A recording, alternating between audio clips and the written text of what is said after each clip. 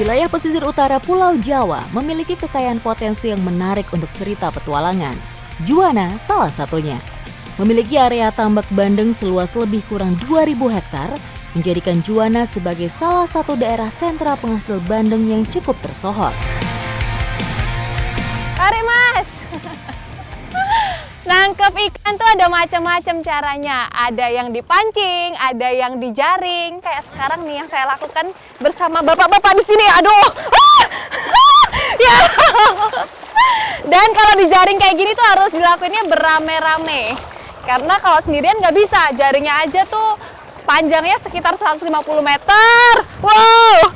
Dan lebarnya tuh 1,5 sampai 2 meter. Ngeri-ngeri sedap kalau lagi panen bandeng seperti ini. Harus selalu siap kalau tiba-tiba ada ikan yang lompat dan menghantam tubuh atau wajah. Jumlah ikan di sini tuh mencapai 7.000 sampai 8.000 ekor. Betul ya Pak ya? Banyak banget loh.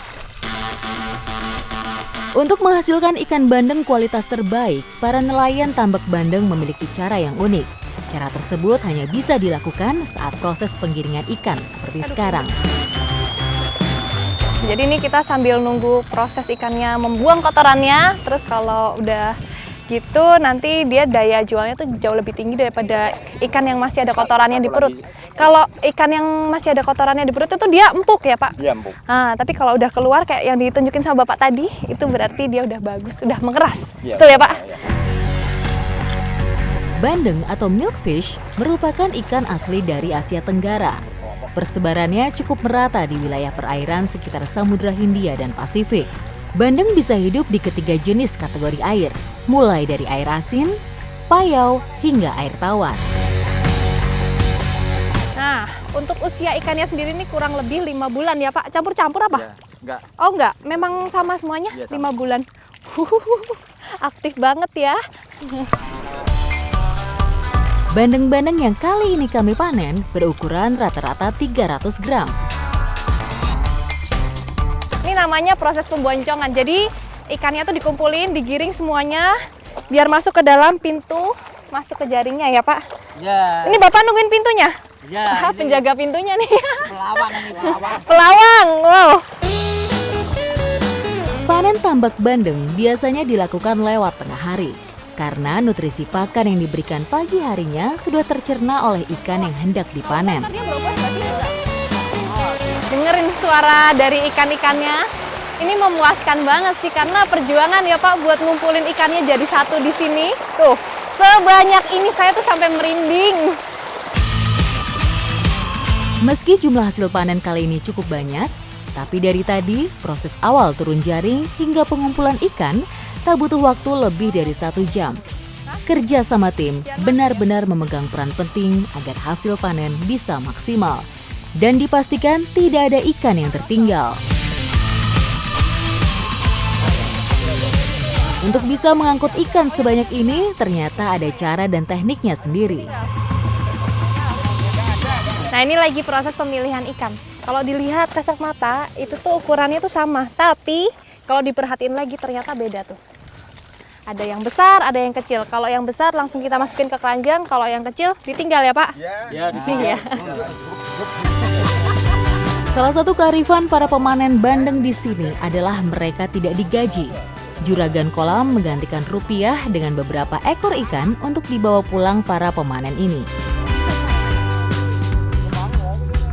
Nah ini setelah masuk ke keranjang, disusun kayak gini nih ikannya. Ini ikan di keranjang aja cantik banget nih, Bapak jiwa seninya tinggi. Diajarin loh sama Bapak nih, tuh.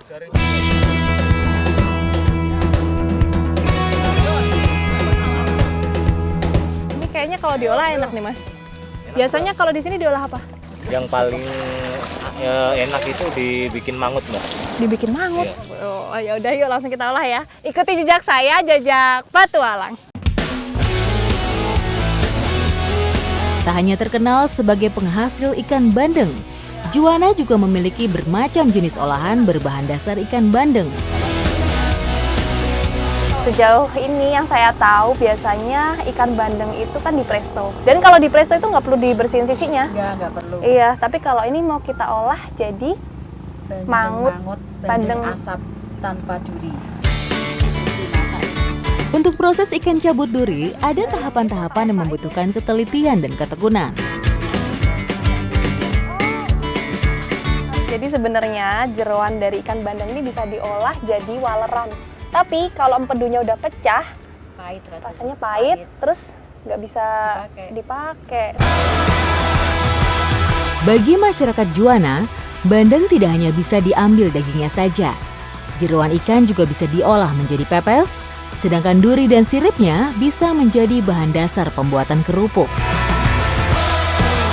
Nah, kalau ini jeroan yang nggak kena empedu tadi, jadi bisa diolah. Ntar kalau diolah jadinya kayak gini nih.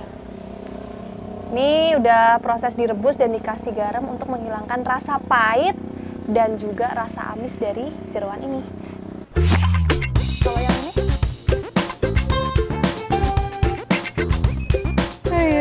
Mana sih, Bu? Ini loh. Ini tuh tulangnya tuh halus banget dan ada di durinya tuh di bawah. Iya, ada di bawah, jadi nggak kelihatan. Dari tadi yang saya cabut dagingnya ya? Iya. Tadi udah ya? Ini biasanya kalau udah diginiin diapain, Bu? Kita dibakar asap. Dibakar asap? Iya. Oh, berarti prosesnya sama kayak bikin mangut lele, betul? Iya. Oke, yuk langsung kita bakar. Mangut merupakan salah satu olahan khas tanah Jawa yang memang ditujukan untuk mengolah ikan-ikanan. Olahan mangut cukup banyak penggemarnya karena kaya bumbu rempah dan memiliki cita rasa pedas, gurih, dan manis. Cepet ternyata ya, nggak sampai setengah jam ternyata, Mas. Yuk, Bu, kita tumis bumbunya. Penggunaan arang kayu untuk memanggang bandeng bertujuan supaya daging ikan tidak beraroma sangit saat disantap. Bara arang justru akan menambah aroma dan cita rasa sedap pada olahan kali ini.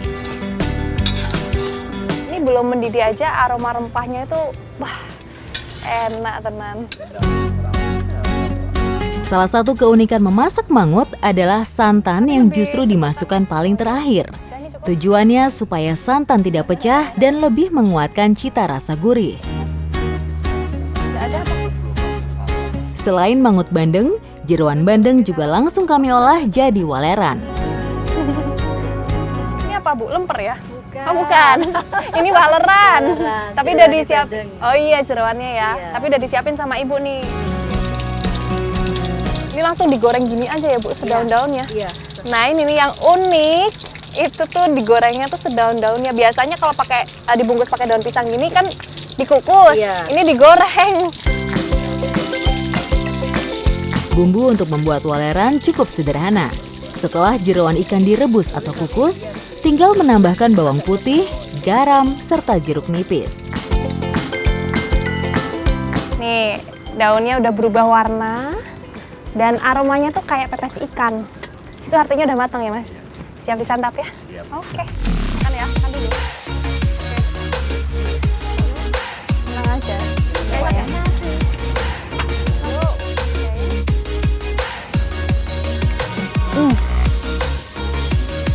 Mantap tenang. Ini tuh rasanya tuh sebenarnya kayak mangut lele. Karena dari bumbunya tuh sama, tapi kalau dari dagingnya bandeng ini lebih gurih dan juga lebih keset teksturnya.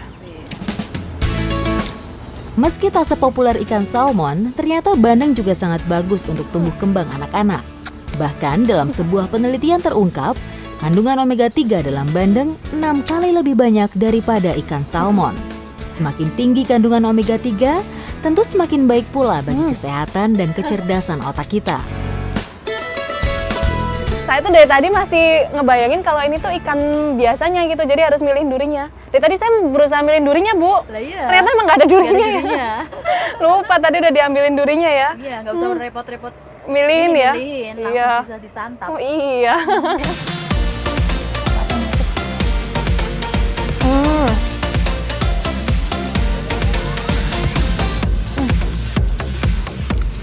Saya baru tahu ternyata jeroan ikan itu bisa diolah dan setelah dimakan rasanya tuh enak banget. Ini tuh rasanya kayak jeroan ayam, tapi lebih amis dikit.